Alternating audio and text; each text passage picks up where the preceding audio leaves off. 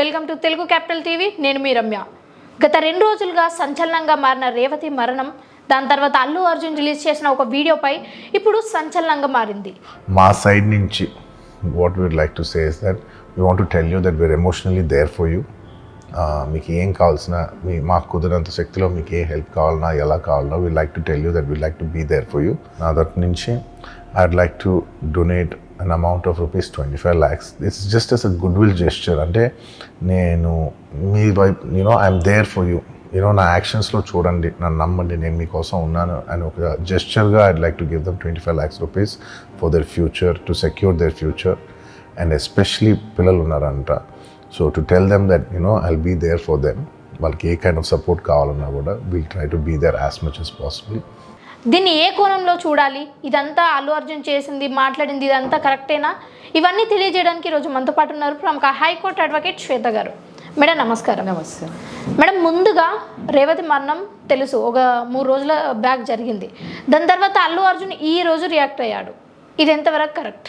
ఈ అమ్మాయి రేవతి ఎవరైతే చనిపోయారో ఈ తొక్కిస్లాట్లో, ఆవిడ చనిపోవడం చాలా బాధాకరం. ఓకే, చిన్న చిన్న పిల్లలు ఉన్నారు తనకి. ఇప్పుడు ఆ బాబు చావు బతుకుల మధ్యలో ఉన్నాడు. ఓకే, కోమాలో ఉన్నాడు. ఆ పాప కూడా చాలా చిన్న వయసు ఉంది. ఓకే, అండ్ ఈ అమ్మాయి కూడా జస్ట్ 35 years ఆఫ్ ఏజ్. ఈ ఏజ్లో అమ్మాయి చనిపోయింది, చిన్నపిల్ల అమ్మాయి ఉంది, బాబు ఉన్నాడు. వాళ్ళ భవిష్యత్ ఏంటి? వీళ్ళు జస్ట్ ఒక 25 lakhs మేము ఇచ్చేస్తున్నాము ఆ ఫ్యామిలీకి అని అంటే, ఆ డబ్బు ఈ అమ్మాయికి మళ్ళీ ప్రాణం తీసుకొస్తుందా? ఆ పాప తల్లిని కోల్పోయింది, ఆ అమ్మాయికి తల్లిని తీసుకొస్తుందా? ఈ పిల్లల భవిష్యత్ ఏంటి? ఓకే, హస్బెండ్ ఆల్రెడీ ఆయన కొంచెం బాగాలేనట్టున్నాడు. ఆయన చెప్పారు, నాకు లివర్ డొనేట్ చేసింది వైఫ్ అని. ఈ 2023లోనే ఈ సర్జరీ జరిగింది అని. ఆమె పూర్తిగా కోలుకొని కూడా ఉండిండదు. ఈ మధ్యలో ఈ తొక్కిస్లాటలో ఆమెకు విపరీతమైన గాయాలై చనిపోవడం జరిగింది. సో అల్లు అర్జున్ ఏదైతే రెస్పాండ్ అయ్యారో ఆఫ్టర్ 3 days అనేది ప్రాపర్గా, అంటే జనాలు దాన్ని తీసుకోలేకపోయారు.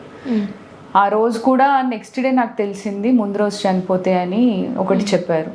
హౌకమ్ బయట అంత పెద్ద తొక్కిసలాట జరిగి ఒక మనిషి చచ్చిపోతే లోపల థియేటర్లో కూర్చున్న వాళ్ళకి ఎవరు ఇన్ఫార్మ్ చేయరా?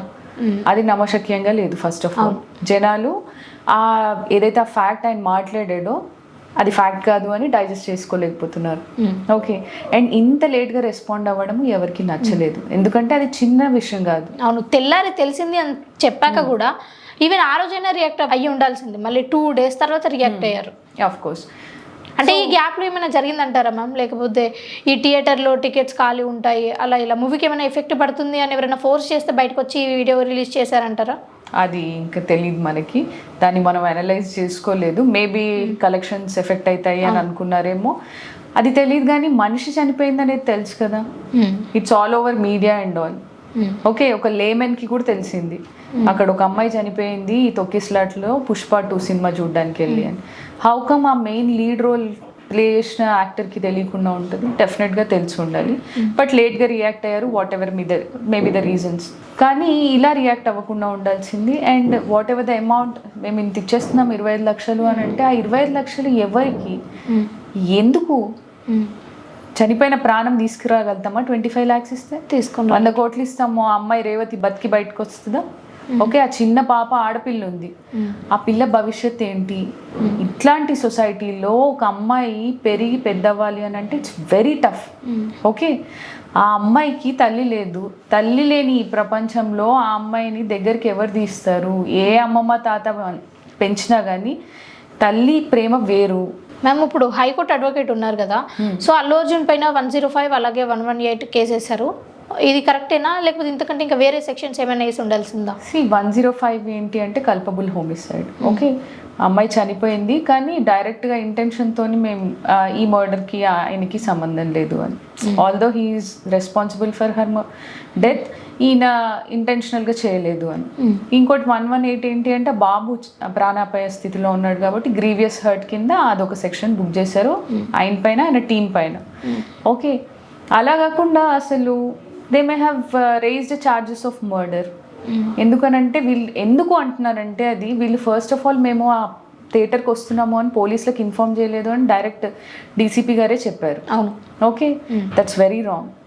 ఒక స్టార్ వస్తున్నాడు అట్లాంటి చిన్న థియేటర్కి, అక్కడ విపరీతమైన క్రౌడ్ ఉంటుంది, జనాలకు తొక్కిసలాట జరుగుద్ది, మా ఫేవరెట్ హీరో వస్తున్నాడు అనేసరికి వాళ్ళు ఊగిపోతూ ఉంటారు. అందున ఈ Allu Arjun every time army army అంటూ ఉన్నాడు. ఓకే, తన ఆర్మీని చూపించుకోవాలి అని అనుకుని ఉంటాడు, ఎందుకంటే ప్రీవియస్గా ఒక 2-3 వీక్స్ బ్యాక్ ఆ ఆర్మీ అని యూజ్ చేస్తున్నాడు ఈయన పైన ఎఫ్ఐఆర్ అయింది. అవును, అది డెరగేటరీగా ఉంది, సోల్జర్స్ని అవమానించినట్టుందని ఎవరో ఎఫ్ఐఆర్ రేజ్ చేశారు. ఇవన్నీ అనలైజ్ చేసుకుంటే వీళ్ళు ఇంటెన్షనల్గానే ఇన్ఫార్మ్ చేయకుండా వెళ్ళినట్టు. అంత పొజిషన్లో ఉండి ఒక స్టార్ అయి ఉండి నువ్వు ఎందుకు అంత బాధ్యతారహిత్యంగా బిహేవ్ చేయాలి? You must have inform police. వాళ్ళు ప్రికాషన్స్ తీసుకునేవాళ్ళు, మిమ్మల్ని ఆ థియేటర్ బ్యాక్ ఎండ్ నుంచో ఏదో ఒక ఎంట్రన్స్ నుంచి తీసుకొని వెళ్ళేవాళ్ళు అవును లోపలికి. అంతేగాని క్రౌడ్లో మీరు కనిపించేసరికి ఆబ్వియస్గా క్రౌడ్ ఎలా బిహేవ్ చేస్తుంది? అక్కడ ఉన్న ఫ్లైఓవర్ మీద నుంచి కూడా ఆయన చూడడానికి జనాలు they were waiting on that day. So ఇది డెఫినెట్గా బాధ్యత రాహిత్యమే. మ్యామ్, ఇప్పుడు ఈ 2-3 రోజులు పక్కకు పెడితే రేవతి చనిపోయింది, దాని తర్వాత అల్లు అర్జున్ చాలా డేస్ తర్వాత రియాక్ట్ అయ్యి 25 లక్షలు ఇస్తాంలే అన్నట్టుగా మాట్లాడాడు. మ్యామ్, ఇవన్నీ పక్కకు పెడితే అసలు మన రియల్ హీరోస్ని చూసుకుంటూ రియల్ హీరోస్ని మర్చిపోతున్నామా? లైక్ ఇప్పుడు కాశ్మీర్లో అంతమంది మన కోసం ప్రాణత్యాగం చేసే వాళ్ళు కూడా ఉన్నారు కదా. యువత ఎప్పుడైనా ఈ రియల్ హీరోస్నే ఎందుకు ఇష్టపడుతుంది అని అంటే, రియల్ హీరోస్ ఇంపార్టెన్స్ వాళ్ళకి తెలియట్లేదు, వాళ్ళు కనిపించట్లేరు. ఎందుకంటే వీళ్ళ పొట్టకూటి కోసం, ఓకే, వీళ్ళు డబ్బులు సంపాదించుకోవడానికి మూవీస్ చేస్తారు, జనాలు ఎంటర్టైన్ అవ్వడానికి వీళ్ళు డబ్బులు ఇచ్చి టికెట్స్ కొనుక్కొని చూస్తారు. This is different. సోల్జర్స్కి మనం ఏమిస్తున్నాము? నువ్వు ఇచ్చే 20,000కో 30,000 జీతానికో వాళ్ళు జమ్మూ అండ్ కాశ్మీర్లో కానీ, చైనా బార్డర్లో కానీ, సియాచిన్ ఇట్లా ఎముకలు గడ్డగట్టుకొని పోయి ఉండే అంత చలి, ప్రాణాలు వదిలే సోల్జర్స్ ఎవ్రీ అదర్ డే ఉంటున్నారు. వాళ్ళని ఎవ్వరూ రికగ్నైజ్ చేయరు. వాళ్ళు చనిపోతే అట్లీస్ట్ మనము we don't even pay respects for them. ఎందుకంటే అసలు కూడా తెలియదు కదా వీళ్ళకి, యువతకి. ఇవాళ మన ఆర్మీలో ఇంతమంది చనిపోయారు, ఇక్కడ జరిగింది ఈ టెర్రరిస్ట్ ఎన్కౌంటర్లో జమ్మూ అండ్ కాశ్మీర్లో ఇంతమంది చనిపోయారు, మన కోసం చనిపోయారు. మన దాకా వాళ్ళని రానివ్వకుండా మన కోసము మన ఫ్యామిలీని అందరినీ వదిలేసి వాళ్ళు అక్కడ చనిపోతున్నారు. వాళ్ళు ఎప్పుడు రియల్ హీరోస్, ఓకే, కానీ వీళ్ళకి కనిపించారు. మనకి ఎంతసేపు టీవీలో డాన్స్ చేసేవాళ్ళు, డైలాగ్స్ చెప్పేవాళ్ళే హీరోస్. హీరో కాదు అసలు వీళ్ళు. హీరో ఎందుకు అవుతారు? They are actors. వీళ్ళు పెట్టుకున్నారు వాళ్ళ స్టేచర్ పెంచుకోవడానికి హీరో అని, హీరోయిన్ అని. They are just merely actors. మీరు కావాలంటే అమెరికాలో చూడండి, హీరో హీరోయిన్ అనే వర్డ్సే ఉండరు, యాక్టర్ యాక్ట్రెస్ అంతే. సో మ్యామ్, సినిమాస్ ఇక్కడికే అయిపోలేదు అండ్ మూవీస్ వస్తూనే ఉంటాయి. వీళ్ళ ఫ్యాన్స్ కొంతమంది ఇలానే ఉంటారు.